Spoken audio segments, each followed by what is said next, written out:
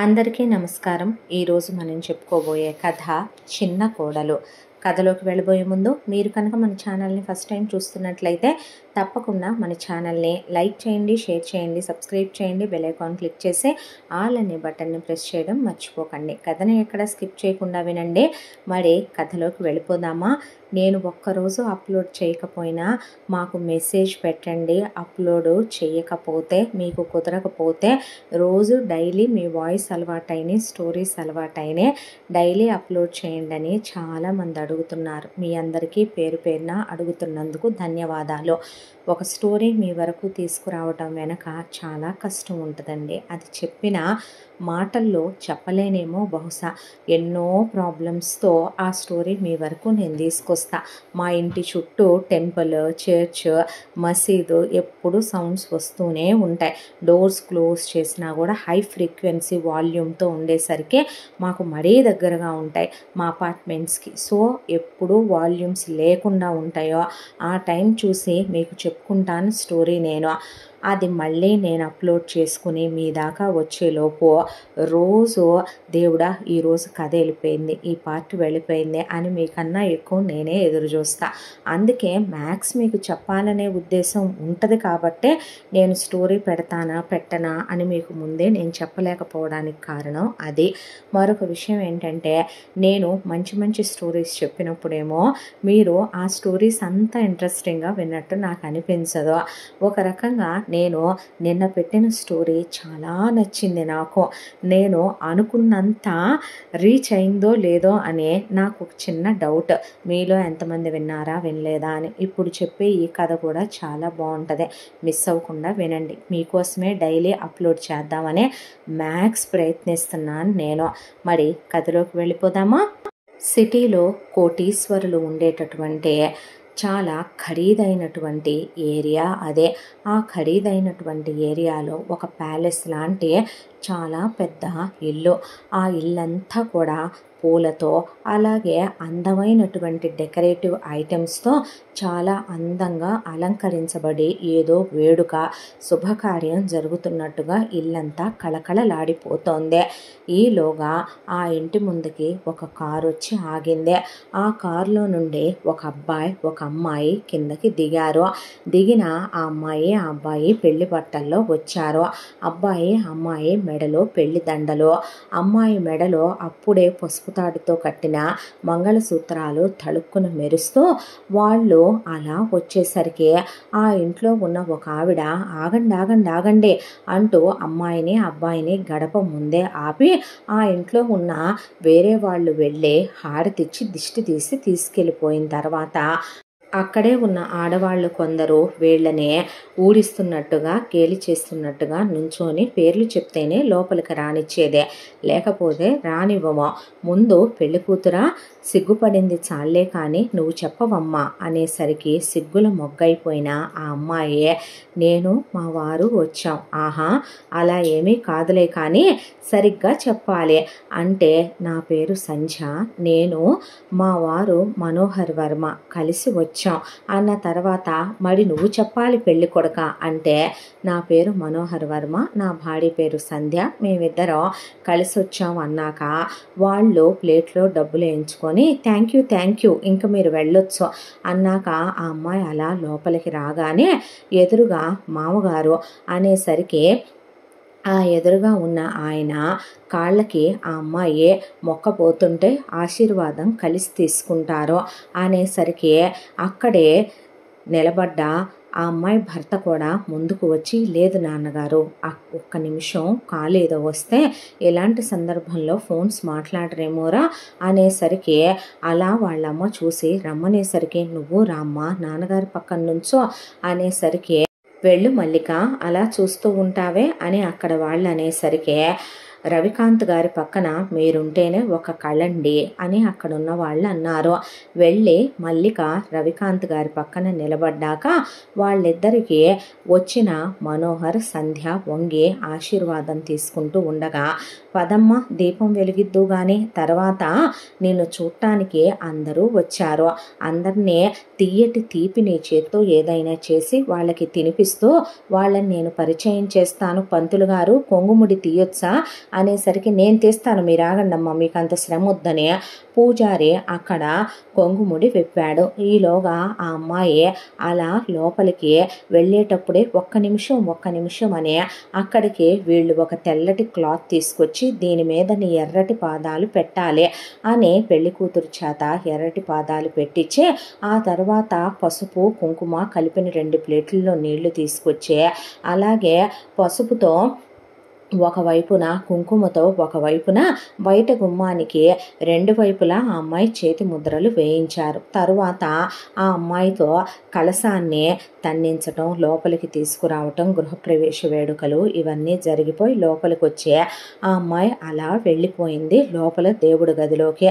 ఇదంతా చూస్తున్న రవికాంత్ వర్మ పెద్ద కొడుకు డాబా మీద నుంచి ఒక్కసారిగా వెనక్కి తిరిగి మనిషి తన పడగదిలోకి వెళ్ళిపోయాడు.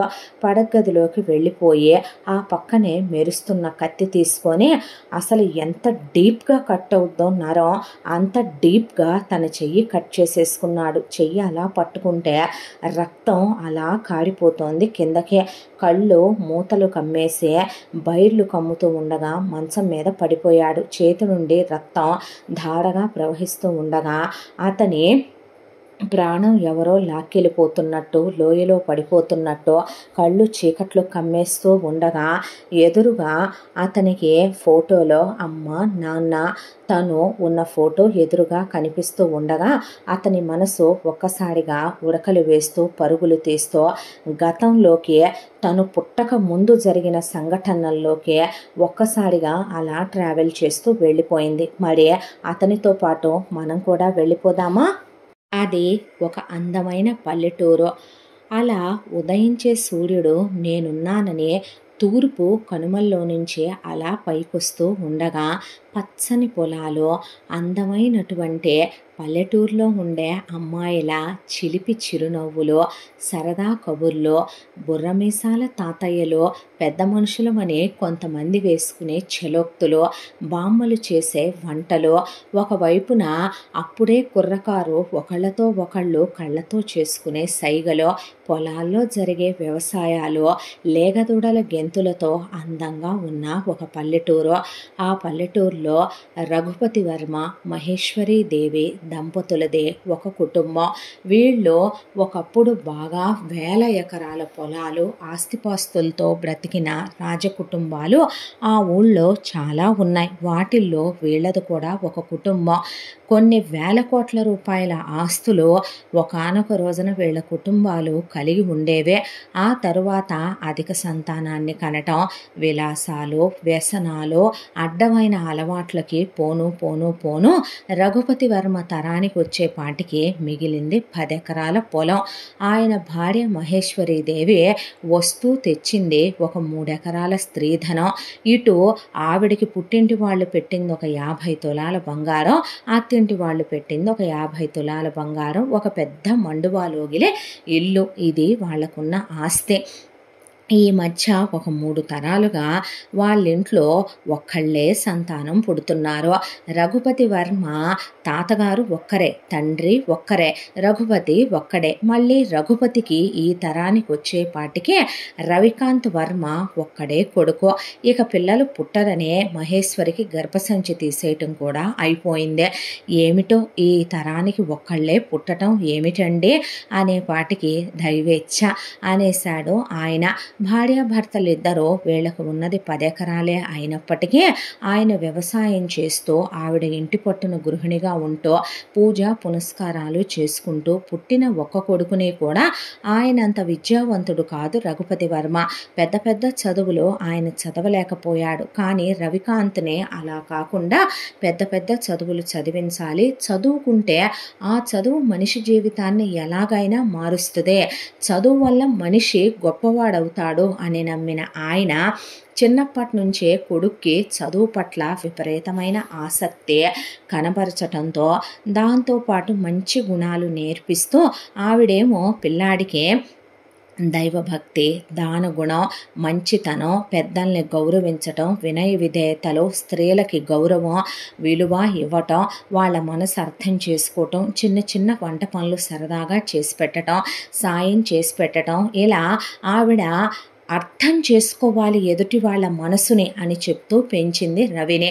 ఇటువైపున రఘుపతి వర్మ ఎలాంటి వ్యవహారాన్నైనా చక్కబెట్టుకొని రావటం, మన కింద వాళ్ళతో మనం ఎలా మాట్లాడే వ్యవహారాన్ని నడిపించుకెళ్ళాలి, మన పై వాళ్ళతో మనం ఎలా పనులు పూర్తి చేయించుకోవాలి, మన చుట్టుపక్కల ఉన్న వాళ్ళతో ఎలా మాట్లాడాలి, భార్యతో మాత్రమే మనం శారీరక సంబంధాన్ని కలిగి ఉండాలి, పరాయి స్త్రీలనే సోదర భావంతోనూ చూడాలి, పెద్దవాళ్ళు ఏదైనా మాట చెప్తే అహంకారంతో తలెత్తి మాట్లాడకూడదు, ఇలాంటివన్నీ చెప్తూ పోతపోసిన బంగారం లాగా కొడుకునే వ్యసనాలకు అలవాటు అవ్వకూడదని, టీనేజ్కి వచ్చేపాటికి కోరికలు కలుగుతాయనే, ఆ కోరికలన్నిటినీ నిజమని నమ్మకూడదనే, ఒక వయసు వచ్చిన తర్వాత మన మనసు మనకి భార్య అనే ఒకళ్ళని చూసి స్పందిస్తుందనే, అప్పుడు మాత్రమే మనం పెళ్లి చేసుకొని భార్య ఒంటి మీద చెయ్యాలనే, సంతానాన్ని కనాలనే, ప్రతి మగాడు భార్య చాలా ప్యూర్గా ఉండాలనే, భార్య కన్యగా ఉండాలనే, అందుకే కన్యాదానం చేయించి మరీ వరుడు తీసుకుంటాడో, అలాగే ప్రతి స్త్రీ కూడా తన భర్త వరుడు అంతే పవిత్రంగా తన జీవితంలో రావాలని కోరుకుంటది. అలా ఉండాలని చెప్తూ కొడుకుని పెంచుకొచ్చారు భార్యాభర్తలు. ఎంత దాంట్లో రవి చాలా బ్రహ్మాండంగా చదువుతాడు. పడి పడి పడి పడి అన్నిట్లో ఫస్ట్ మార్కులే ఆయనకి. ఇలా కాలచక్ర ప్రవాహంలో రోజులు, నెలలు, సంవత్సరాలు గడిచిపోతూ ఆయన ఇంటర్ అయిపోయిందే. అక్కడి నుండి సిటీకి వెళ్ళి చదవాల్సిందే. సిటీలో హాస్టల్లో ఉండి మరి ఆ రోజుల్లోనే ఆయన డిగ్రీ చదువుకొని పీజీ చేసుకొని బ్రహ్మాండంగా చదువుకున్నాడు. ఆయన చదువుకోవటం, ఆయన తెలివితేటలు ఏమో కానీ కలలోనైనా రాదేమో ఇలాంటి ఉద్యోగం అనేంత పెద్ద ఫ్యాక్టరీలో ఆయన తెలివితేటలు, ఆయన మెరిట్, ఆయన షార్ప్ మైండ్, ఆయనకున్న థింకింగు చూసి పిలిచి మరీ ఇచ్చాడు ఒక ఫ్యాక్టరీ ఓనర్. పెద్ద పోస్ట్ ఆయనకి, చాలా పెద్ద జీతం. దాంతో ఆనందపడిపోయారు రఘుపతి వర్మ, మహేశ్వరి దేవే. దాంతో కొడుక్కి పెళ్లి చేసేయాలి, పిల్లాడికి చదువు అయిపోయింది, ఉద్యోగము వచ్చింది, వయసులో ఉన్న పిల్లల్ని ఎంతకన్నా మనం ఉంచటం మంచిది కాదనే దాంతో సంస్కారం ఉన్నవాళ్ళు ఎవరైనా అడిగే క్వశ్చనే వీళ్ళు అడిగారు. ఎవరినైనా ఇష్టపడ్డావా నాయనా అనే. లేదు నాన్నగారు, నేనెవరినైనా ఇష్టపడితే మీకు చెప్తాను కదా అమ్మా అనేసరికి సరేనని వాళ్ళు సంబంధాలు వెతకటం మొదలుపెట్టారు. అలా వెతకటం మొదలుపెట్టిన ఒక సంబంధానికి వీళ్ళు బయలుదేరి వెళ్ళారు. అమ్మాయి పేరు మల్లిక. అలా వీళ్ళు సంబంధానికి వెళ్ళిన దగ్గర పెళ్లి కూతుర్ని తీసుకొచ్చి కూర్చోబెట్టారు. పెళ్లి కూతురు అసలు వంచిన తల ఎత్తట్లేదు.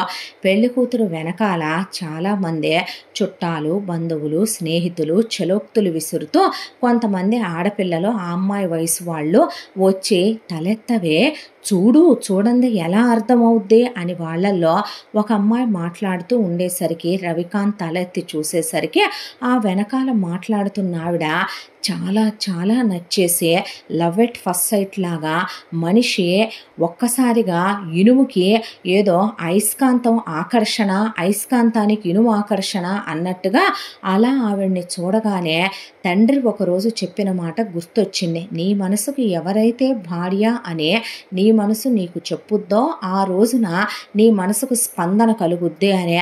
ఆవిడ్ని చూసిన ఆయనకి అదే స్పందన కలిగి, మీరెవరో నాకు తెలియదు కానీ మీరు నాకు చాలా నచ్చేశారండి నాన్నగారు, ఆవిడ నాకు చాలా నచ్చారు, నేను ఆవిడనే పెళ్లి చేసుకుంటాను అనేశాడు రవికాంత్.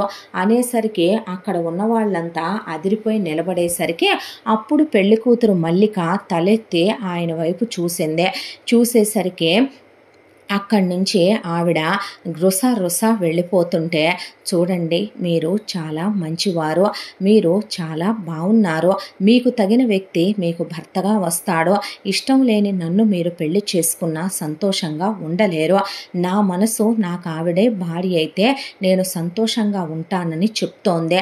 నా ఆనందం కోరే కదా నాన్నగారు మీరు పెళ్లి చేయాలనుకున్నారు, నాకు ఈ పెళ్లి వద్దు, మన్నించండి, మేం పెళ్లి చూపులకే కదా వచ్చాం, మీ అమ్మాయి అమ్మాయి నచ్చకపోతే ఇంకెన్ని పెళ్లి చూపులకు వెళ్లాల్సి వచ్చేదో. నాకు ఆవిడ నచ్చిందే, తప్పుగా భావించి కోపం తెచ్చుకోవద్దు ఆవిడ మీద నా మీద అనేసి పరిగెడుతున్న ఆవిడ వెనకాలే రవికాంత్ పరిగెత్తుకుంటూ వెళ్ళాడు. వెళ్ళేసరికి ఏమండి ఏమండోయ్ మిమ్మల్నేనండి అనేసరికి ఏమిటండి మీరు చేసిన పని సంస్కారులు చేసే పనేనంటారా దీన్ని? నేను మీకు నచ్చటం ఏంటి? అసలు మీరు ఏం మాట్లాడుతున్నారో మీకు అర్థమైందా? అదేమిటండి మనసులో మిమ్మల్ని పెట్టుకొని నేను తప్పు చేస్తే తప్పుడు పని చేస్తే తప్పు, మీరు నచ్చారన్నప్పుడు నచ్చారని చెప్పడం కూడా తప్పేనా అనేసరికి ఏమిటండి నేను నచ్చటం మీకు? మీరు మల్లికని చూద్దామని వచ్చి నేను నచ్చానని చెప్తే ఊళ్ళో నేను ముఖం వెతుకోటానికేనా? ఏమనుకుంటారండి నలుగురు నా గురించే? ఇందులో మీ గురించి అనుకోవటానికి ఏముందండి? నేను మిమ్మల్ని చూడగానే ఇష్టపడ్డాను, కానీ మీరంటే నాకు ఇష్టం ఉండొద్దా? ఎందుకు లేదు ఇష్టం? నా పేరు రవికాంత్ వర్మ, మా నాన్నగారి పేరు రఘుపతి వర్మ, మా అమ్మగారి పేరు మహేశ్వరీదేవి. నేను చాలా మంచోండండి, స్టిల్ వర్జిన్ యూనో. ఇప్పటి వరకు ఏ ఆడదాన్ని నేను తాకింది లేదు అనేసరికి ఆవిడ కళ్ళతో అలా చూస్తే చంపేయకండి చూపులతోనే అన్న తర్వాత నేను చాలా మంచోండండి, చిన్నప్పటి నుంచి మా అమ్మా నాన్న నాకు అన్ని మంచి బుద్ధులే నేర్పించి పెంచారండి. మా అమ్మా నాన్నలకి నేను ఒక్కడనే కొడుకునే. మా అమ్మ అత్తగారిలా పెత్తనం చేసేటటువంటి అత్తగారు కాదండి. నేను పీజీ చేశాను, రీసెంట్గా కంప్లీట్ అయింది, నాకు చాలా పెద్ద జాబ్ వచ్చింది, నాకు మంచి శాలరీ కూడా వస్తుంది. అయినా మీరు అత్త కిందేమీ కాపురం చెయ్యక్కర్లేదండి, మీకు ఆడపడుచులు తోడుకోడళ్ల పోరు కూడా ఏమీ ఉండదు. నాది సిటీలోనే ఉద్యోగం, నేను లోన్ పెట్టి అక్కడే ఇల్లు కట్టుకుందాం నా ఇల్లాలకి నచ్చినట్టుగా అనుకొని ఇంకా ఇల్లు కట్టుకోలేదు. సొంత ఇల్లు కట్టుకుందాం, అక్కడే ఉందాం. నేను రాత్రంతా పడకటింటి కాపురమే చేస్తాను, పరాయి ఆడదాని వైపు కన్నెత్తి చూడను అంటే రొమాంటిక్ అని చెప్తున్నానులేండి. నేను ఉదయం కూడా మీకు వంట పనిలో హెల్ప్ చేస్తాను, మీరు స్నానం చేసేటప్పుడు చీర కట్టుకునేటప్పుడు సాయం చేస్తాను, నేను వచ్చిన ప్రతి సినిమాకి మిమ్మల్ని తీసుకెళ్తాను, రోజు పువ్వులు తెస్తాను, మిమ్మల్ని చిన్న మాట అన్ను, చిన్న దెబ్బ కొట్టను, మిమ్మల్ని ఏ విషయంలో గాయపరచను, నా జీతం నా ఖర్చులకి కొంత తీసుకొని మిగతాది మీ చేతిలో పెడతాను, మీకు నచ్చినట్టు మీరు ఖర్చు పెట్టుకోవచ్చు, ఎందుకు ఏంటి అని కూడా నేను మిమ్మల్ని అడగను, మీ కులం ఏంటని నేను మిమ్మల్ని ప్రశ్నించను, మీరు చదువుకున్నారా లేదా అని అడగను, మీ అమ్మా నాన్నలు ఎవరు అని అడగను, మీరు చూడగానే నాకు చాలా నచ్చారు, నా గుండెల్లో మిమ్మల్ని గుడి కట్టి దేవతలా పెట్టుకొని మరీ చూసుకుంటానండి, నేను చాలా మంచోడ్నే, నేను ఆడవాళ్ళని బాధ పెట్టే మగాడిని కాదు, మీ పీరియడ్ టైమ్స్లో నేను మిమ్మల్ని అర్థం చేసుకోగలను, పెళ్ళైన వెంటనే నేనేమి పిల్లల్ని కూడా కనాలనుకోవట్లేదండి, నేను కొన్నాళ్ళు సంతోషంగా గడపాలనుకుంటున్నాను, మీరెప్పుడు ఇష్టం అంటే సిద్ధంగా ఉన్నానంటే అప్పుడే పిల్లల్ని కందామండి, మిమ్మల్ని ఏ విషయంలోనూ నేను ఇబ్బంది పెట్టనండి అనేపాటికి అబ్బా ఏంటండి మీరు మీ మాటలో అనేసరికి నిజం చెప్పినా విసుక్కుంటారా, నిజం చెప్పినా తిడతారా, మీరు ఎందుకండి అలా మాట్లాడుతున్నారు అనేసరికి బాబోయ్ అని ఆవిడ గబగబా నడుచుకుంటూ ఆ తర్వాత పరిగెత్తుకుంటూ 4-5 సందుల్లోకి వెళ్ళి మిస్ అయిపోయింది.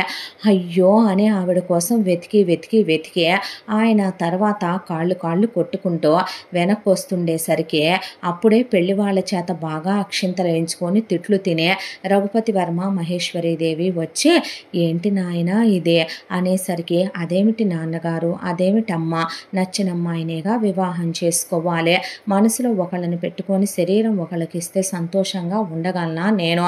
అదేలే నాన్న నువ్వు అన్నావనే దాంతో మేము వాళ్ళని ఇప్పుడు కనిపించిన అమ్మాయి వివరాలు అడిగితే నానా తిట్లు తిట్టి మాకు కనీసం ఆ అమ్మాయి పేరు కూడా చెప్పలేదు, అమ్మాయి పేరేమిట్రా అని అడిగింది మహేశ్వరి. నాకు ఆవిడ అసలేమీ చెప్పలేదమ్మా, కోపగించుకొని వెళ్ళిపోయింది, అయినా ఈ చుట్టుపక్కల అమ్మాయిగా ఈ ఊరమ్మాయిగా మనము ఆరా తీద్దాం, వివరాలు కనుక్కుందాం, మన ఊరు వెళ్ళి ఇంకా నేనెవరిని పెళ్లి చేసుకోదలుచుకోలేదు నాన్నగారు, మనం ఇంకా ఏ పెళ్లి చూపులకి వెళ్ళక్కర్లేదు, నా జీవితంలో భార్యగా వస్తే ఆవిడే వస్తుంది, లేదంటే మీ కొడుకు ఇలాగే ఉండిపోతాడు అని చెప్తే అది కాదు నాయన అంటే ఇంకేం మాట్లాడొద్దు మీరు అని ఇంటికి తీసుకెళ్ళిపోయాడు ఆయన అమ్మా నాన్నల్నే. ఆ తర్వాత ఆవిడ ఇలా ఇంటికి వెళ్ళింది. వెళ్ళేసరికి ఏమిటమ్మా నిర్మల పెళ్లి చూపులను వెళ్ళావు మల్లికవి, అప్పుడే వచ్చేసావేమిటి అయిపోయాయా పెళ్లి చూపులు అని అడిగింది నిర్మల తల్లి.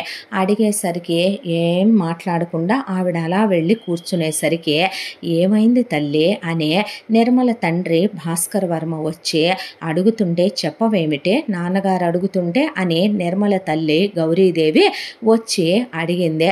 అప్పుడే నిర్మల అన్న కేశవవర్మ అటుగా వెళుతూ అలా నిలబడేసరికి ఏం చెప్పను నాన్నగారు, నా వల్ల ఆ పెళ్లి చూపులు ఆగిపోయాయి అని చెప్పనా, పెళ్లి కొడుకు మహా అఖండుడని చెప్పనా అనేసరికి ఏమైందమ్మా అనేసరికి వారెలా మాట్లాడారో తెలుసా, మల్లికని చూడటానికి వచ్చిన పెళ్లి కొడుకు అనేసరికి ఏం మాట్లాడారమ్మా, ఇలా నేను నచ్చానని అన్నారు నాన్న ఆయన, పైగా నేను అక్కడి నుంచి వచ్చేస్తుంటే నా వెనకాలే పడి వచ్చి ఇలా మాట్లాడాడు అనే పాటికి ఆవిడ అన్న కేశవవర్మ చెల్లాయ్ ఎలా ఉంటాడు చూడటానికి, ఏమో అన్నయ్య నేను చూడలేదు, అబ్బా ఒక వ్యక్తి మన వెంట పడుతూ అంతసేపు మాట్లాడితే ఎలా ఉన్నాడనేది చూడకుండా ఎలా ఉంటాం చెల్లెమ్మ అనేసరికి ఉన్నారు ఎందుకు లేరు, బాగా హైట్ ఉన్నారు, కలర్ ఉన్నారు, మంచి తలకట్టు మీసకట్టు, మాట చాలా శ్రావ్యంగా ఉంది, గొంతు ఉండటానికి పెద్ద గొంతే కానీ ఆయన చాలా మృదువుగా మాట్లాడుతున్నారు, నవ్వితే నవ్వు చాలా బాగుంది, పళ్ళ వరుస బాగానే ఉంది, కాళ్ళు చేతులు సరిగ్గానే ఉన్నాయి అన్న తర్వాత ఇవన్నీ నువ్వు చూడకుండానే చెప్తున్నావు అన్నయ్య అనేసరికి ఇంతకీ అబ్బాయి మల్లికని చూడటానికి వచ్చాడంటే మన కులం అన్నట్టేగా అన్నాడు భాస్కర్ వర్మ. అంటే అవును నాన్నగారు వారి పేరు రవికాంత్ వర్మట అనేసరికి ఆహా అన్న తర్వాత వాళ్ళ అమ్మ నాన్నలు ఎవరై ఉంటారో అనేసరికి ఏమో నాన్నగారు అవన్నీ అయితే నాకు తెలియదు అన్న తర్వాత వారైతే ఇలా ఉద్యోగం చేస్తున్నానని చెప్పారు, ఇక్కడ ఉంటున్నానని చెప్పారు, ఇలా అని చెప్పారు. ఇవన్నీ మన చెల్లాయి కోపంతోనే వెందమ్మా అనేసరికి గౌరీ అలా కూతురు వైపు చూస్తే చూడమ్మా అన్నయ్య అనే నిర్మల లోపలికి వెళ్ళిపోయింది. ఆ తర్వాత గౌరీ ఆవిడ పూజ గదిలోకి వెళ్ళిపోయాక ఏమిటి నాన్నగారు మరి వివరాలు అడుగుతున్నారు అనేసరికి ఎందుకో నీకు ఈ పాటికే అర్థమై ఉంటుందిగా కేశవ అనేసరికి లేదు నాన్నగారు అనేసరికి మనకేదో కోట్ల రూపాయల ఆస్తులున్నాయని మనమేదో ఆగర్భ శ్రీమంతులు అనే మనమేదో జమీందారులు అనే నేనే రోజు గర్వానికి అహంకారానికి వెళ్ళే మనిషిని కాదని నీకు తెలుసు నాయన, నా వరకు నేను నీకైనా చెల్లాయికైనా మంచి సంబంధాలు ఇచ్చి చెయ్యాలనుకున్నానే తప్ప డబ్బున్న వాళ్ళని కోటీశ్వరుల్ని ఇచ్చి చెయ్యాలని ఎప్పుడో అనుకోలేదు, మీకు నచ్చని వాళ్ళని నేనిచ్చి పెళ్లి చేసి బావుకునేదేముందే, కాకపోతే మనం కాస్త పుట్టిన కులం అది చూసుకుంటాం కాబట్టి కులగోత్రాలు ఉన్న పిల్లాడైతే ఇంకేం కావాలి, కాకపోతే వాళ్ళ వివరమేమీ తెలియట్లేదుగా నాన్న, కనుక్కుంటే తెలుస్తుంది, అంటే ఇప్పుడు మీరు కనుక్కోమంటారు నన్ను అంతేగా అన్నాక ఆయన నవ్వాడు. ఆ తర్వాత కేశవ్ వర్మ వివరం కనుక్కుంటే రవికాంత్ గురించి పూర్తి చిట్టా వచ్చేసింది వీళ్ళకి. వచ్చిన తర్వాత నేను అనుకున్న దానికన్నా అబ్బాయి ఇంకా చాలా మంచిగా ఉన్నాడు, సరే అంత మంచి కుటుంబంలోకి మన పిల్లని పంపించడం మనకి గర్వకారణమే కదయ్యా, పద వెళదాం మాట్లాడటానికి అనేసరికి వచ్చేటప్పుడు చెల్లాయి ఫోటో కూడా తీసుకొస్తాను నాన్నగారు నీ ఇష్టం అన్న తర్వాత వాళ్ళు పెద్ద కారు వేసుకొని వాళ్ళ రాజుల హోదాలోనే భాస్కర్ వర్మ కేశవ్ వర్మని తీసుకొని రవికాంత్ వాళ్ళ ఊరికి వెళ్ళిన తర్వాత అంత పెద్ద కారు వేసుకొని ఎవరో వచ్చేసరికి రఘుపతి మహేశ్వరి ఎదురెళ్ళి ఎవరండి రండి లోపలికి అన్నాక రావచ్చా అంటే అయ్యో భలేవారే రండిని కాళ్ళు కడుక్కోవటానికి నీళ్ళిచ్చి కూర్చోమన్న తర్వాత మేము ఒక పని మీద వచ్చామని కేశవ చెప్పబోతుంటే నువ్వాగు నాయన అని ఏమీ లేదండి, నా పేరు భాస్కర్ వర్మ, జమీందారు భాస్కర్ వర్మ అంటారో మీరు విన్నారో లేదో, నా భార్య పేరు గౌరీదేవి, నాకు ఒక్కగానొక్క కొడుకు ఒక్కగానొక్క కూతురు, అటొకళ్ళు ఇటొకళ్ళని దేవుడిచ్చాడులేండి, వీడు నా కొడుకు కేశవ్ వర్మ, ఇంకా వివాహం కాలేదు, మా అమ్మాయి పేరు నిర్మలా దేవే, మా అమ్మాయికి సంబంధాలు వెతుకుతున్నాం మేము, అయితే మా అమ్మాయి అనుకోకుండా మీ అబ్బాయిని ఎక్కడ చూసిందో ఎలా చూసిందో మీ అబ్బాయిని చూసి ఇష్టపడిందంట, దాంతో చేసుకుంటే మీ అబ్బాయిని తప్ప ఎవరిని పెళ్లి చేసుకోనంటోంది మా అమ్మాయి అనేసరికి కేశవ అలా అలా చూస్తూ కూర్చున్నాడు. ఇంత దాంట్లో వీళ్ళకి చెల్లెలు పేరు తెలియదు కదూ అనే చెల్లెలు గురించే కదా వెతుకుతూ వీళ్ళు కనీసం ఫోటో అయినా లేదు, పేరైనా లేదు అనుకుంటున్నారని తను వినున్నాడు. నాన్నెందుకు ఇలా మాట్లాడుతున్నాడు, ఏమోలే పెద్దవాళ్ళు ఏం మాట్లాడినా దాని వెనక మీనింగ్ ఉంటుందని కేశవ అలా కూర్చునేసరికి మా అమ్మాయి మీ అబ్బాయిని ఎప్పుడైతే ఇష్టపడిందో మీ అబ్బాయిని మా ఇంటి అల్లుడుగా చేసుకుందామని వచ్చాను నేను. మాకున్న ఆస్తి మొత్తంలో 80% మా కొడుక్కి, 20% మా కూతురికి పెడతాం. మా అమ్మాయికి 20% ఆస్తి పెడితేనే మీ అబ్బాయి ఉద్యోగం మానేసే కూర్చొని తిన్నా సరే పెరుగుతున్న రేట్లను బట్టి చెప్తున్నా 100 తరాలు తరగనంత ఆ 20% ఆస్తే తినొచ్చు కూర్చున్నా.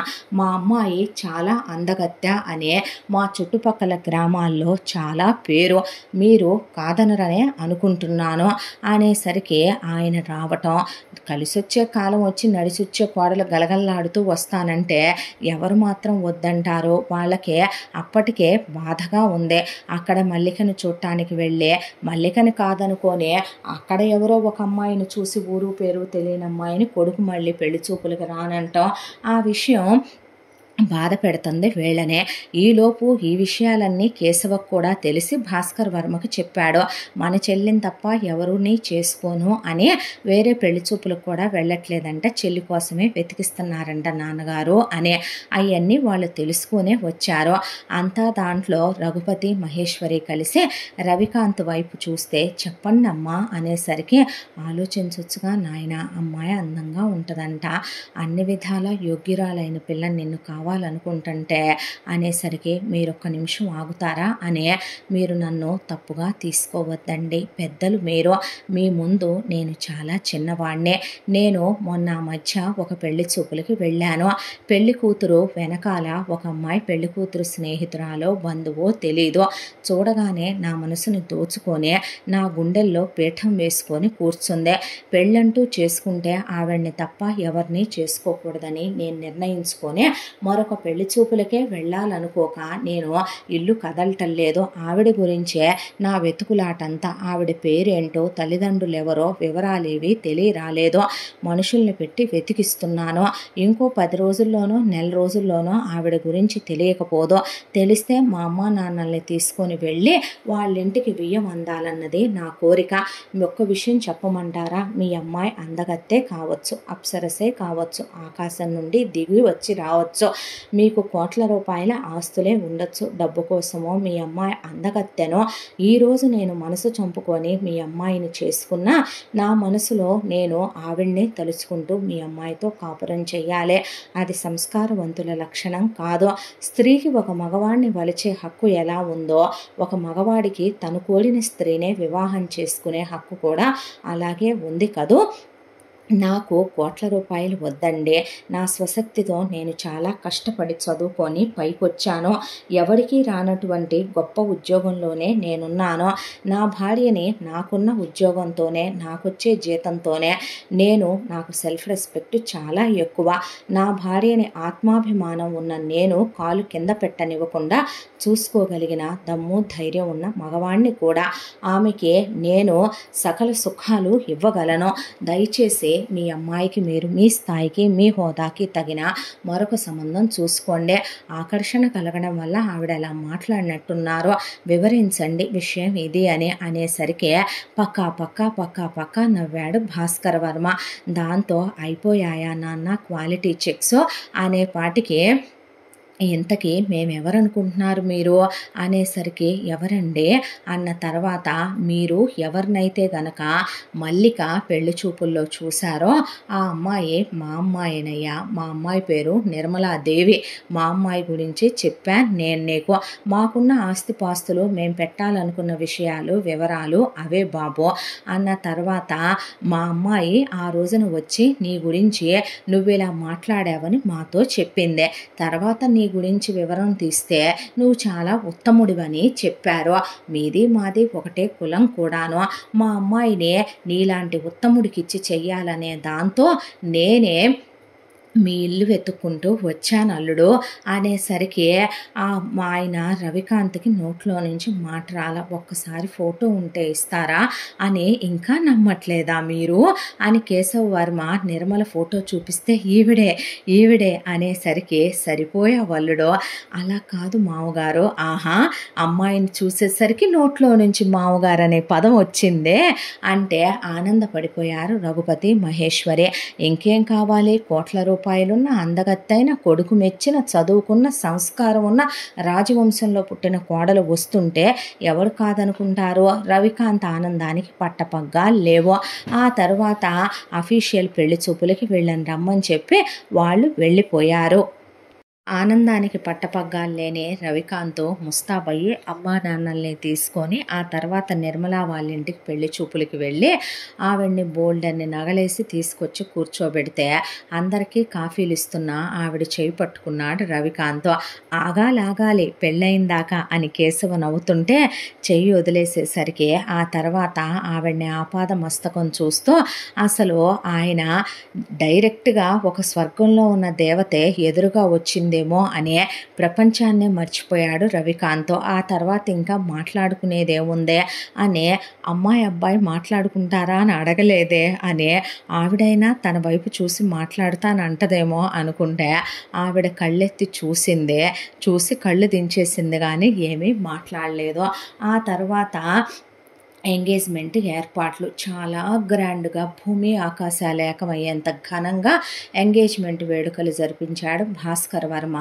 నిర్మలకి రవికాంత్కి ఎంగేజ్మెంట్ అయిపోయిన తర్వాత ఒక రోజున ఆవిడని ఎలాగైనా కలవాలి మాట్లాడాలని ఇక ప్రదక్షిణాలే చేసి బావుమరిది కేశవ్ వర్మకి చెప్తే ఇంట్లో అమ్మా నాన్న ఈ సమయంలో గుడికి వెళ్తారు, చెల్లాయి ఒక్కటే ఉంటుంది, నాకు కొంచెం పొలం దగ్గర పని ఉంది అని చెప్పేసరికి అది చాలు బావగారు అని చెప్పి ఆవిడ కోసమనే తను సంపాదించే సంపాదనలో నుంచి ఆవిడకని బ్యాంగిల్స్ తీసుకుని నిర్మల కోసమని రవికాంత్ వచ్చాడు. ఆవిడ అలా నుంచొని చూస్తుంటే ఇలా చూస్తూనే ఉంటావా, మాట్లాడవా నాతో అనేసరికి మీ మీద నాకు కోపంగా ఉంది.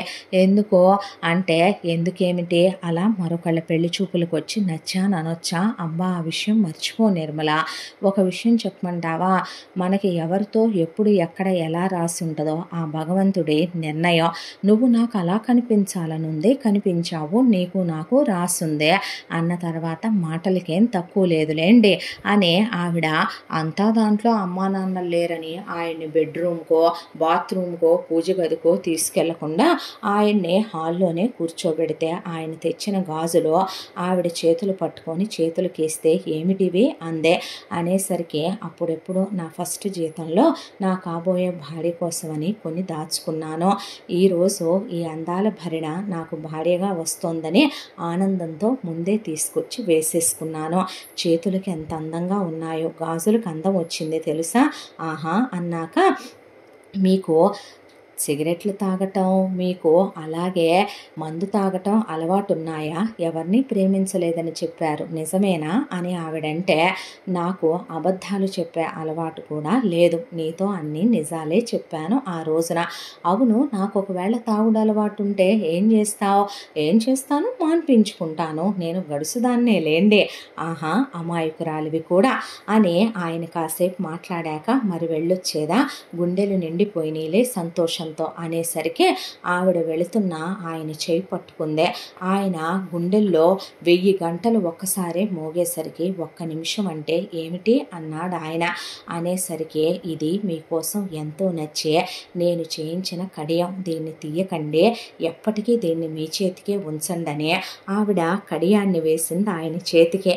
ఆవిడ్ని ముద్దాడితే బాగోదని కడియం ముద్దు పెట్టుకొని ఆవిడ వైపు ఓరకంట చూస్తే సిగ్గుతో ఆవిడ లోపలికి పరిగెత్తితే వెళ్ళొస్తానండి శ్రీమతి గారు అని ఆయన అక్కడి నుండి గబగబా అడుగులేసుకుంటూ వెళుతుంటే కేశవ్ వర్మ ఇదంతా చూసి సాధించారు మొత్తానికి బావగారు అనేసరికి నవ్వుకుంటూ వెళ్ళిపోయాడు రవికాంత్. తర్వాత చాలా గ్రాండ్గా అంగరంగ వైభవంగా వీళ్ళకి పెళ్లి ఏర్పాట్లు చేసి భాస్కర్ వర్మ ఘనంగా వీళ్ళ పెళ్లి జరిపిస్తున్న రోజు అది. ఆ పెళ్లికి అంతకుముందు రవికాంత్ వర్మ పెళ్లి చూపులు చూసిన మల్లిక కూడా తన తల్లిదండ్రులతో కలిసి వస్తే తప్పుగా అనుకోకే అని నిర్మల అంటే, ఎందుకు తప్పుగా అనుకుంటానక్క, మనసులో మనం లేని వాళ్ళని చేసుకుంటే మనం ఆనందంగా ఉంటామా, నాకు తగ్గ మంచివారు ఎవరో ఒకళ్ళు రాకపోర్లే అనే మల్లిక నిర్మలతో మాట్లాడుతున్నా అసలు రవికాంత్ ఇదేది పట్టించుకునే ధ్యాసలో లేడాయన. ఈలోగా భాస్కర్ వర్మ గౌరీదేవి కలిసి అప్పగింతలు ఇచ్చేసి కేశవ అనేసరికి కేశవ వర్మ పేపర్స్ తీసుకొని వస్తే, ఆ రోజుల్లో అల్లుడి పేరు మీదే ఆస్తి పెట్టేవాళ్ళు కాబట్టి అమ్మాయికి పెట్టాలనుకున్న 20% ఆస్తి నీ పేరు మీదే పెట్టాము అల్లుడు. దాంతోపాటు అమ్మాయికి ఇవ్వాలనుకున్న 4 భూషణాల నగలివి మా తరతరాల కాలంగా వస్తున్నవి.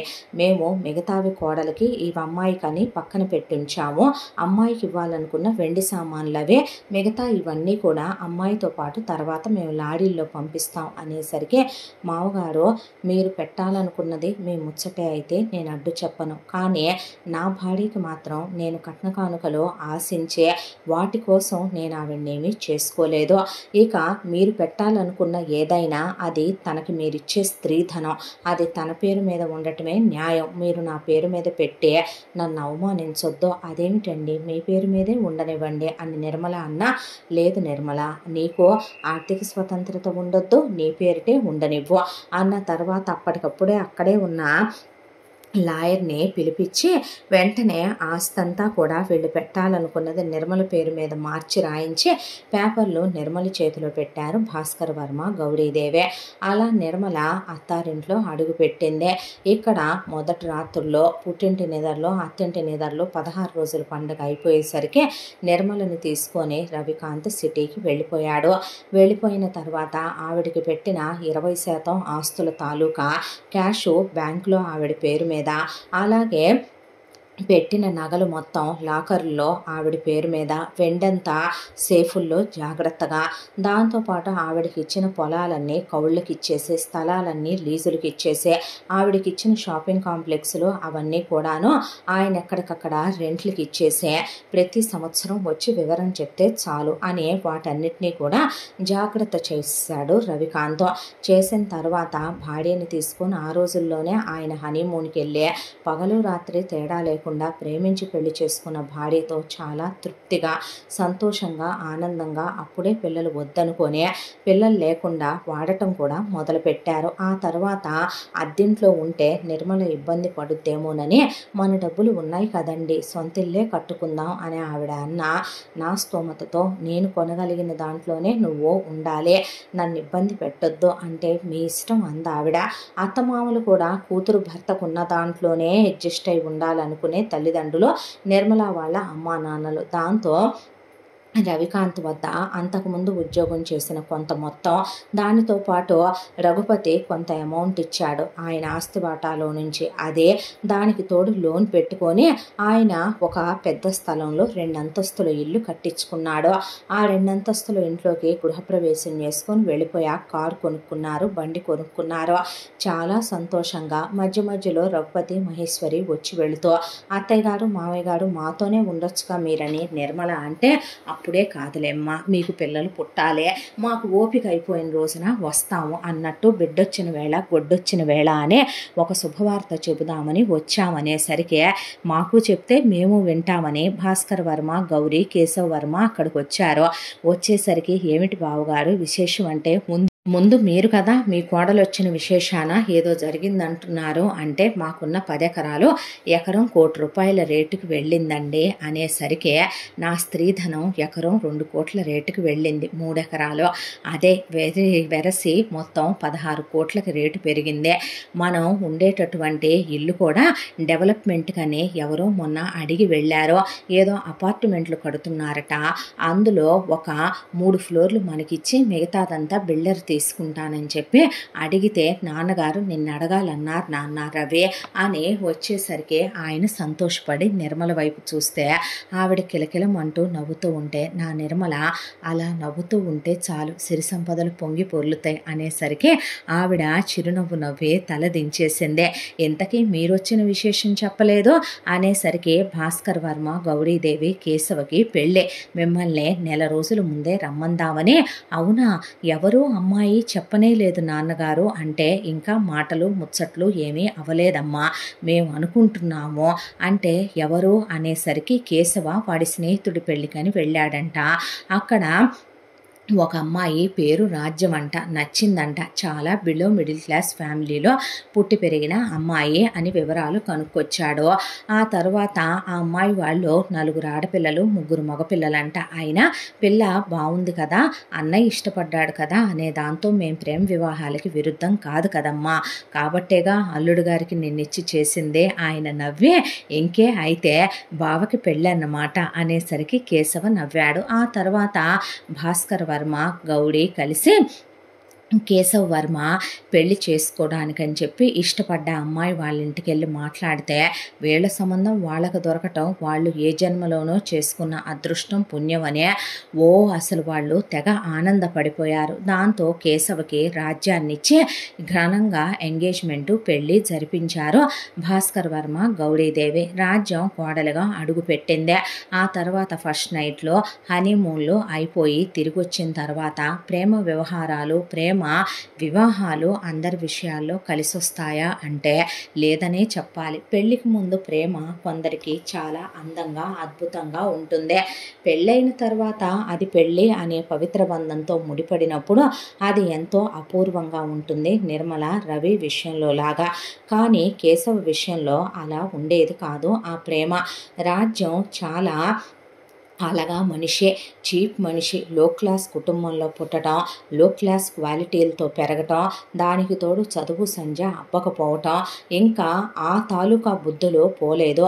నోట్లో ఇక పొయ్యిలో ఉన్నటువంటి పేడ కచ్చికలతో పళ్ళు కడుక్కోవటం, పళ్ళ పళ్ళు పెట్టి పళ్ళు తోమటం, ఏళ్ళు పెట్టి పళ్ళు రుద్దుకుంటూ నట్టింట్లో తిరగటం, ఓ పూజ పునస్కారం, ఓ పద్ధతిగా గుడ్డ కట్టుకోవటం, పొద్దున్నే లేచి స్నానాలు అవి చేయటం ఏదీ ఉండదు. కేశవని ఎలా పడితే అలా ఒరే అరే అని మాట్లాడటం, అత్తామామల్ని మూసుకోండి తెరుచుకోండి అని మాట్లాడటం, మధ్యలో నిర్మల వెళితే ఆడపడుచని నిర్మల మీద చేయి చేసుకొని పంపించడంతో, నువ్వేమీ అనుకోవద్దు నిర్మల, ఎందుకు వాళ్ళింటికి అన్నా రాఖీ కట్టి వెళ్ళిపోదామండి అని నిర్మల రవిని తీసుకొని వచ్చేసరికి, నువ్వు బాగున్నావు, వాళ్ళలాగే నువ్వు మంచి మగాడివే అనేసరికి, నేను అస్సలు ఈ కొంపకి రాను, నువ్వు రావద్దు అనే నిర్మలని తీసుకొని, ఆయనకు అసలే ఆత్మాభిమానం ఎక్కువ కాబట్టి తన భార్య ఏం వాగుడది అనేసరికి ఆవిడ మీద చేయి చేసుకుంది రాజ్యం. దాంతో మీ అమ్మాయిని చూడాలనుకుంటే మీరు మీ చెల్లితో రాఖీ కట్టించుకోవాలంటే నువ్వు రండి బావా, ఏమనుకోవద్దు అనే అక్కడ ఆయన పెళ్ళికి ఏమీ ఇవ్వలేదని ఆ తర్వాత గిఫ్ట్ తీసుకొచ్చే అది అక్కడే పెట్టేసి భార్యాభర్త వెళ్ళిపోయారు వీళ్ళు. అప్పటికే నిర్మల పెళ్ళయ్యి 3 సంవత్సరాలు. ఇంకా పిల్లల్ని కనరా అమ్మా అని ఇటువైపున మహేశ్వరి రఘుపతి అడిగేసరికి నిర్మల ప్రెగ్నెంట్ అయ్యింది. దాంతో వీళ్ళ ఆనందానికి అవధులు లేవు. ఇక వెంటనే నిర్మలకి ఘనంగా పుట్టింటి సీమంతాలు అత్తింటి సీమంతాలు అయ్యి 9 నెలలు తిరిగేసరికి నిర్మలకి బాబు పుట్టాడు. ఆ బాబు పేరు ఆదిత్య వర్మ అని పెట్టుకున్నారు. ఆ తర్వాత పిల్లాడు నెలల పిల్లాడుగా ఉన్నప్పుడే ఇటువైపున కేశవ వర్మ భార్య రాజ్యం గర్భవతి అయిందని తెలిసి చాలా ఆనందపడ్డారు. పెళ్ళయింది మారలేదు, పిల్లలు పుడితే తల్లి అనే దాంతోనైనా రాజ్యం మారుద్దులే అనుకున్నారు. అయితే ఈలోపు 9 నెలల కాలం గడిచిపోయి రాజ్యం బిడ్డను ప్రసవించింది. పుట్టిన బిడ్డ తాత ముత్తాతల పోలికల్లోనో తండ్రి పోలికలోనో మేనమామ పోలికలోనో మేనత్త పోలికలోనో ఉంటే ప్రపంచంలో ఎవరూ ఆశ్చర్యపోరు. కానీ అచ్చుగుద్దినట్టు ఆ ఇంట్లో పనిచేసే ఒక పాలేరు పోలికలో ఉన్నాడు పిల్లాడు. ఆ పాలేరు పోలికలు కొట్టొచ్చినట్టు పుట్టుమచ్చలతో సహా చాలా లో క్లాస్ వాళ్లకు పుట్టిన పిల్లాడిలాగా ఉన్నాడు ఆ పిల్లాడు. చూసేసరికి గుండె బద్దలైపోయింది. మంత్రసానికి గుండె ఆగిపోయినంత పని అయిపోతే మంత్రసానిని బయటికి వెళ్ళిపోమని కేశవ వర్మ అప్పటికే విసిగిపోయి, ఇంట్లోనే డెలివరీ కాబట్టి లోపలికి వెళ్ళి ఎవడికి పుట్టాడే వీడు వీడు అని రాజ్యాన్ని అడిగితే చాలా గర్వంగా తల పైకెత్తి ఆకాశంలోకి చూస్తూ ఎవడు చెయ్యేశాడో వాడికే పుట్టాడో అనేసరికి నువ్వు బజారు దానివని తెలుసు. నీ బజారుతనం ఆస్తుల వరకు, నీ బజారుతనం నగల వరకు, నీ బజారుతనం ఇంట్లో వరకు ఉంటే వేరే విషయం. ఈ ఇంటికి ఒక పరువు, ఈ ఇంటికి ఒక కులం, గోత్రం, విలువ, మర్యాద ఉన్నాయి. అవన్నీ నువ్వు తొంగలో తొక్కి ఈ రోజున నువ్వు ఇలా పాలేరుగాడితో పిల్లాన్ని కని నా ముందే రొమ్ము విరుచుకొని నువ్వంత నోరెత్తి కళ్ళెత్తి గొంతెత్తి మాట్లాడుతున్నావంటే నేను చేతగాని విధవ సన్నాసిననేగా నీ దృష్టిలో నువ్వు అనుకుందనే ఆ పక్కనే ఉన్న దిండు తీసుకొని రాజ్యం మొహం మీద పెట్టి ఒత్తేసి చంపేశాడు కేశవ్ వర్మ. ఆ తర్వాత ఊరికినే వెళ్ళవు కదా, మా ఇళ్లల్లో శవాలని ఆ పాలేరుగాడినే అక్కడే ఉంటే వాడిని తీసుకొచ్చి తల గోడకేసి గోడకేసి గోడకేసి కొట్టి వాడిని చంపేసే, ఇద్దరి శవాలు కలిపి తీసుకెళ్ళి మన బ్యాక్ యార్డ్లో తగలేమని అక్కడ ఉన్న వేరే పని వాళ్ళకి ఇద్దరుంటే భార్యాభర్త వాళ్ళకి అప్పచెప్పేశాడు కేశవ్ వర్మ.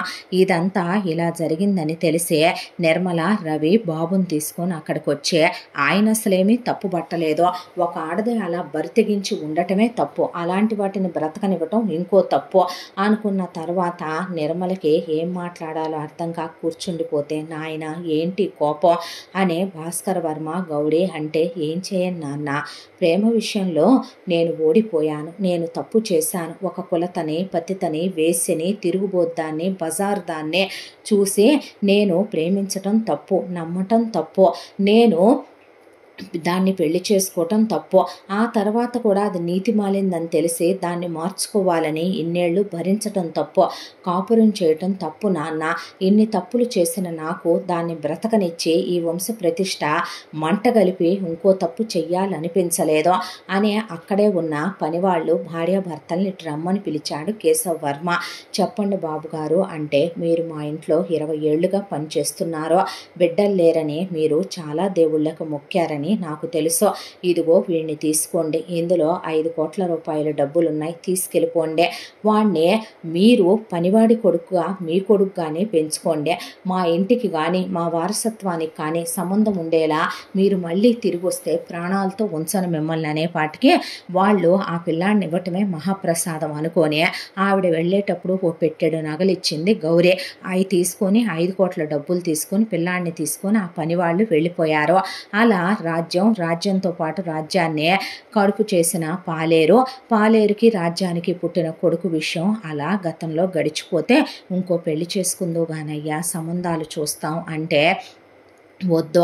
జీవితంలో నేను మళ్ళీ స్త్రీని, ప్రేమని, పెళ్ళిని, స్త్రీ సాంగత్యాన్ని కోరుకోవట్లేదు. ఇవన్నీ మిథ్య, నాకు ఇవన్నీ అంటే అసహ్యం వేసిపోయిందే, నాకు ఇవేమీ వద్దు, నేను ఇంట్లో నుంచి వెళ్ళిపోవాలనుకుంటున్నాను అని ఆయన బట్టలు సర్దుకుంటుంటే నువ్వు వెళ్ళిపోతే నా మీద ఒట్టే, నువ్వు మళ్ళీ పెళ్లి చేసుకోవాలన్నయ్యా అంటే వద్దమ్మా ఒట్టు పెట్టకు, అప్పుడు నేను చనిపోవాల్సి వస్తుంది అంటే అది కాదయ్యా, నీకు వారసులు లేకపోతే నువ్వు మాకు ఒక్కగానొక్క వారసుడివే, ఈ ఆస్తంతా ఎవరికి పెట్టాలిరా మేము అనేసరికి నిర్మల చేతిలో ఉన్న ఆదిత్యని తీసుకొని వీడు నా చెల్లెలు కొడుకే అయినా మేనమావ పోలికలు పుణికిపుచ్చుకొని పుట్టాడు, వీడి ముఖంలో వీడి తల్లిదండ్రుల పోలికలు కళా కొట్టొచ్చినట్లు కనపడుతున్నాయి, ఆస్తి వ్యవహారాలన్నీ రవి చూసుకుంటాడు, అప్పచెప్పండి. నిర్మలకి మీరు స్త్రీధనంగా 20%గా పెట్టారో నా మేనల్లుణ్ణి నా వారసుణ్ణి చేసి నేను నా పేరు మీద ఉన్న 80% రాస్తున్నానని అక్కడికక్కడే రాసేసే ఆ తర్వాత మీ అంత్యక్రియలకు కూడా నేను రానని ఆయన వెళ్ళిపోయాడు. ఆ తర్వాత నిర్మల రవి ఆయన కోసమని ఎక్కడుంటున్నాడా అని వెతుక్కుంటూ పోతే కొన్నాళ్ళ తర్వాత కేశవ్ వర్మ ఒక ఆశ్రమంలో ఉంటున్నాడని తెలిసి వెళ్ళి పలకరిస్తే అన్నయ్య అంటే అన్నయ్య అనొద్దమ్మా, ఈ జన్మకి ఇహ నేను మీకేమీ కాను, మీతో నేను అన్ని భావబంధాలు తెంచేసుకున్నాను, త్వరలోనే నేను హిమాలయాలకు వెళ్ళిపోతున్నాను, ఇక ఎప్పటికీ తిరిగి రాను అనేసరికి అప్పటికే 5-6 సార్లు వెళ్ళి బ్రతిమిలాడినా ఆయన రాలేదు. నీ ఆస్తి నీకు ఇచ్చేస్తామన్నయ్య, వచ్చి పెళ్లి చేసుకోమంటే ఆస్త ఎవడికి కావాలి, ఇది రేపొద్దున మట్టిలో కలిసిపోయే మట్టి అయిపోయే శరీరం. నువ్వు అడిగావు కాబట్టి చెప్తున్నాను, ఈ మేనమావ జీవితంలో కలిసి రాని ప్రేమ నా మేనల్లుడి జీవితంలో కలిసి వస్తుందేమో, వాడి జీవితం బాగుంటుందేమో, వాడిని బాగా పెంచండి, ప్రయోజకుణ్ణి చెయ్యండి అని చెప్పాడు ఆయన. ఆ తర్వాత కొడుకు జీవితం ఇలా అయిపోయే, కొడుకు జీవితం నాశనం అయిపోయిందని దిగుల్లో మునిగిపోయారని భాస్కర్ వర్మ గౌరీదేవిని రవికాంత్ వెళ్ళి అత్తామామల్ని మీరు అలా ఉండొద్దని చెప్పి ఆయన తీసుకొచ్చి తన ఇంట్లోనే ఉంచుకొని సొంత కొడుకులా చూసుకోవటం మొదలుపెట్టాడు. అలా ఆయన ఎంత చూసుకుంటున్నా కొడుకు జ్ఞాపకాలు, వారసుడి జీవితం అలా అయిపోయిందనే దిగులు, బాధతో రాత్రి పడుకున్న భాస్కర్ వర్మ పొద్దున్నే లేవలేదు. అయితే మామగారిని పొద్దున్నే వాకింగ్కి తీసుకెళ్తాడు రవికాంత్. మామగారు వెళదామా అంటే ఆయన లేవలేకపోయేసరికి వెళ్ళి చూస్తే ఒళ్ళు చల్లగా కట్టెళ్ళి బిగుసుకుపోయి తగిలేసరికి అప్పుడే ఆయన కాఫీ తెస్తున్న అత్తగారితో మామగారు పోయినట్టున్నారు అత్తయ్య నిర్మల అనేసరికి ఆవిడ గుండాగి అక్కడే కాఫీ గ్లాస్ వదిలేసి పడిపోయింది. దాంతో అత్తామామల శవాలు అలా పడుకోబెట్టి ఒకవైపున కేశవ వర్మ కోసమని వెళ్ళాడు రవికాంత్. వెళ్ళేసరికి కేశవ వర్మ వారం రోజుల క్రితమే హిమాలయాలకు వెళ్ళిపోయాడని, అక్కడ ఆయన ఎక్కడుంటాడో మాకు అడ్రస్ తెలియదని, అసలు ఇక అక్కడికి వెళ్ళిన వాళ్ళు వెనక్కి తిరిగి రారని అక్కడ ఉన్న వాళ్ళు చెప్పేసరికి కాళ్ళు కొట్టుకుంటూ వెనక్కి వచ్చేసరికి మీ అత్తమామలకి నువ్వు తలకొరివి పెట్టకూడదు, అలాగా వాళ్ళకి కొడుకున్నాడు, నువ్వు మీ అమ్మా నాన్నలకి తలకొరివి పెట్టాల్సిన కొడుకువి, మీ అమ్మా నాన్నలకి ఒక్కడే వారసుడివి, అలా వాళ్ళకి ఎలా చేస్తావంటే చెప్పుతో కొడతాను, నోరు ముయ్యమని ఆయనే సొంత కొడుకులాగా అత్తామామలకి అంత్యక్రియలు జరిపించి దశదిన కర్మకాండలు, పిండ ప్రదానాలు అన్నీ పూర్తి చేశాడు. ఆ తరువాత నిర్మల బాగా దిగులు పెట్టేసుకుంది. నిర్మలకి తన పుట్టిల్లన్న, అమ్మ నాన్న అన్న, అన్నయ్య అన్న ఎంతో ప్రేమ, ఎంతో ప్రాణం. చిన్నప్పటి నుంచి అన్నయ్యతో ఎన్నో సరదాగా మాట్లాడిన క్షణాలు. కేశవ చాలా మంచివాడు. నిజం చెప్పాలంటే రవికి నిర్మలకి పెళ్ళవటానికి కేశవ చాలా పెద్ద కారణం. కేశవ తండ్రికి ప్రతి విషయాన్ని కూడా అణువణువు తెలుసుకొని వచ్చి వీళ్ళ జీవితం బాగుంటుందని పెళ్లి చేసి కూడా చెల్లెల్ని బాగా చూసుకోమని చెప్పి ఎంతో మంచి చేసిన గొప్ప అన్నయ్య కేశవ. అమ్మా నాన్నలు చాలా మంచివాళ్ళు. తన కళ్ళ ముందే అన్నయ్య జీవితం పతనమైపోవటం, రాజ్యం పోవటం, పిల్లాడు పాలేరులు పరమైపోవటం, పాలేరుగాడికి పుట్టడం, వాడు చావటం, తర్వాత అన్నయ్య ఇలా వైరాగ్యంలోకి వెళ్ళిపోవటం, అమ్మా నాన్నలు ఇలా చనిపోవటం ఆవిడ మనసు తీసుకోలేకపోయింది. దాంతో సరిగ్గా తిండి తినకుండా, నీళ్లు తాగకుండా దిగుల్లోకి వెళ్ళిపోతే ఆవిడ్ని ఈ స్థితిలో ఎలా వదిలేసి ఊరుకుంటానని రవి ఆఫీస్కి వెళ్ళటం కూడా మానేసి సెలవు పెట్టుకొని భార్య దగ్గరే ఉండి ఆవిడికి తినిపిస్తూ ఒకవైపున బాబును చూసుకుంటూ ఆవిడ్ని దిగులు పడొద్దని దగ్గరికి తీసుకుంటూ ఉంటే, నువ్వు ఇలా ఆఫీస్ మానేసి ఇంట్లోనే ఉంటే అమ్మాయి ఇలాగే ఉంటదిలే, మేము వచ్చి ఉంటాం కొన్నాళ్ళని రఘుపతి మహేశ్వరి ఇక్కడికి వచ్చారు. వచ్చి పిల్లాడిని చూసుకుంటూ, కోడల్ని చూసుకుంటూ వాళ్ళు ఇక్కడే ఉంటూ రవి ఆఫీస్కి వెళ్ళొస్తూ ఉండగా మల్లిక వాళ్ళ అమ్మ నాన్న కుటుంబం, ఇక నిర్మలకున్న పుట్టింటి వాళ్ళం మేము వాళ్ళ ఇంటి పేరిట వాళ్ళమే, మేము వాళ్ళ కుటుంబమే కదా, మేము వాళ్ళు బంధువులమేననే దాంతో వచ్చి ఇక్కడికి వచ్చిన వాళ్ళు ఇక్కడే ఉండిపోయారు. వాళ్ళు ఉండిపోయి నిర్మలనే, అక్క నువ్వు బాధపడద్దక్క, నువ్వు ఇలా అయిపోతే వారేమైపోతారు, నువ్వు ఇలా అయిపోతే బాబేమైపోతాడక్క అని ఆవిడికి చెప్తూ ఇలా ఒక నెల రోజులు గడిచిపోయాక నిర్మల మాత్రం మామూలు మనిషి అవ్వలేదు.